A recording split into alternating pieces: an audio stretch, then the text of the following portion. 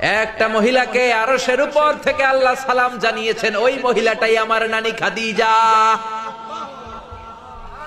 বিশ্বনবী খাদিজার এত ভালোবাসতেন, বিশ্বনবী বলতেন, আল্লাহ কিয়ামতের দিন যখন কেউ কাউরে চিনবে না, ওই কঠিন দিনে আমি যেন আমার প্রাণের খাদিজারে ভুলে না যাই। খাদিজা ইন্তেকালের পরে বিশ্বনবী নিজ হাতে দাফন কাফন করলেন, কবরের সামনে দাঁড়িয়ে দোয়া করলেন।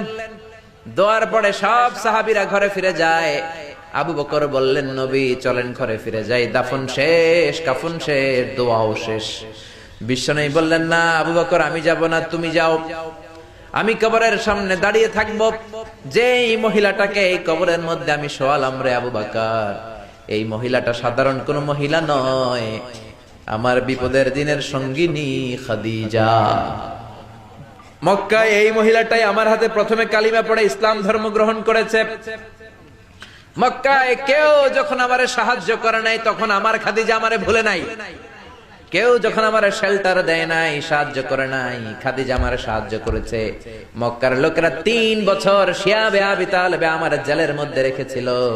আমার কলিজার টুকরা বিবি খাদিজা ওই জেলখানার ভিতরে আমার সাথে ছিল।